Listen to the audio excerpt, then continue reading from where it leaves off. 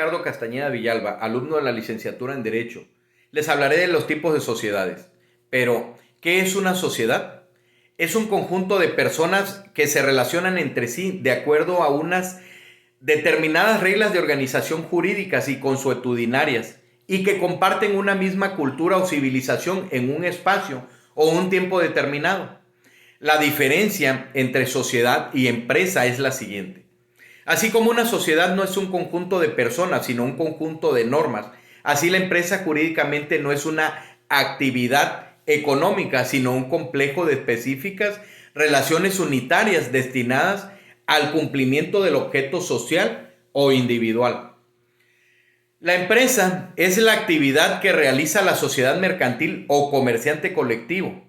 La sociedad mercantil se sirve de la empresa para lograr su finalidad y el establecimiento es el lugar donde el comerciante realiza sus actividades. ¿Cómo funcionan las sociedades mercantiles? Pues se forman voluntariamente por personas que comparten un objetivo de carácter económico. Existen bajo una razón o denominación social determinada por medio de capitales aportados por los socios y debe cumplir con ciertos requisitos en función del tipo de sociedad. ¿Cuántas sociedades existen? Actualmente existen 7 tipos de sociedades mercantiles en México. Esto según la última reforma de la Ley General de Sociedades Mercantiles, realizada mediante el decreto DOF el día 14 de junio del 2018.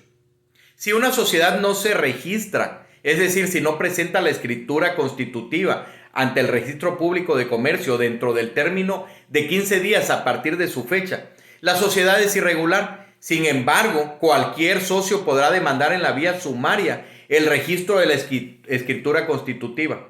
Ligado a esto, en el numeral segundo de la Ley General de Sociedades Mercantiles, es contundente al prescribir que las sociedades no inscritas en el Registro Público de Comercio, que se hubiesen exteriorizado como tales frente a terceros, consten o no en escritura pública, tendrán personalidad jurídica. La Ley General de Sociedades Mercantiles establece disposiciones comunes aplicables a todos los tipos de sociedades, como aquellas que se refieran a los requisitos de escritura constitutiva, la razón o denominación social, el domicilio, el objeto social, la forma de administrar la sociedad y la representación de la sociedad. Las sociedades se constituirán ante el notario en la misma forma se harán constar con sus modificaciones.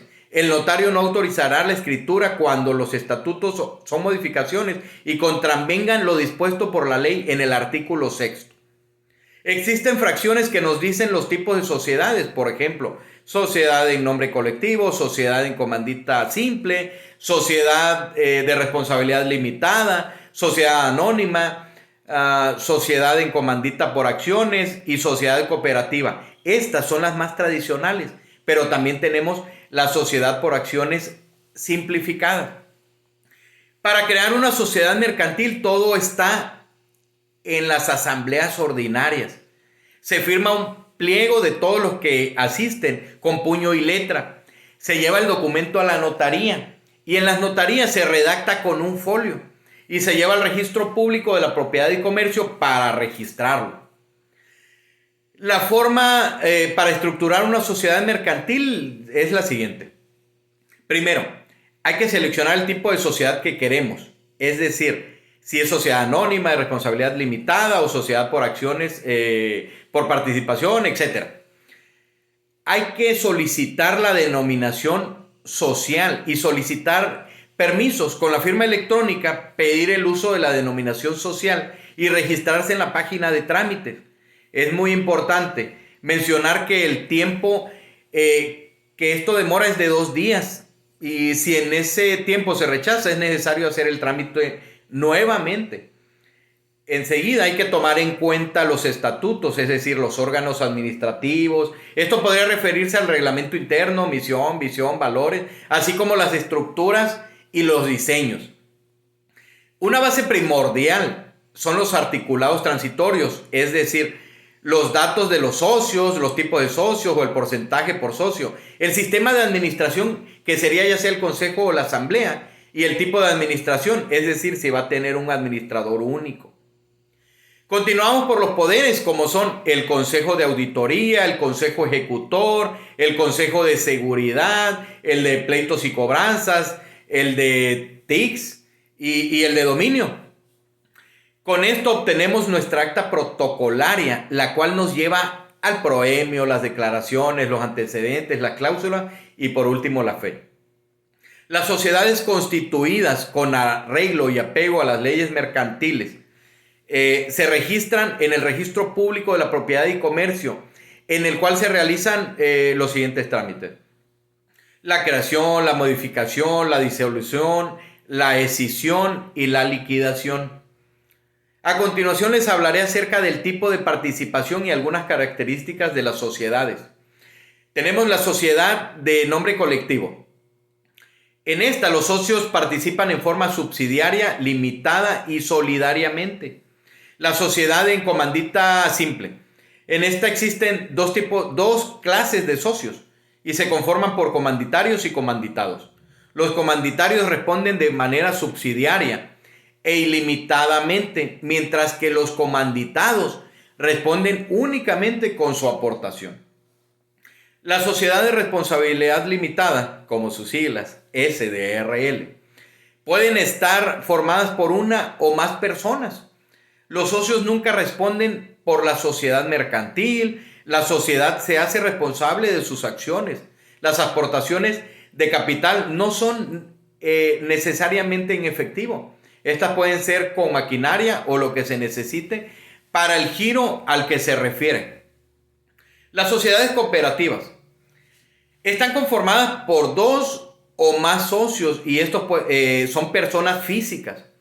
Los socios tienen intereses en común, son de responsabilidad limitada, al aporte principalmente, es decir, el patrimonio del socio nunca se añade. Los socios pueden aportar capital, materia o servicios. Y por último, es muy importante subrayar que existe una clase de sociedades que tienen una particularidad en específico, que son las sociedades controladoras y las sociedades controladas. Una de sus características es que tienen su propio patrimonio, también tienen su propia personalidad y ellas toman sus propias decisiones.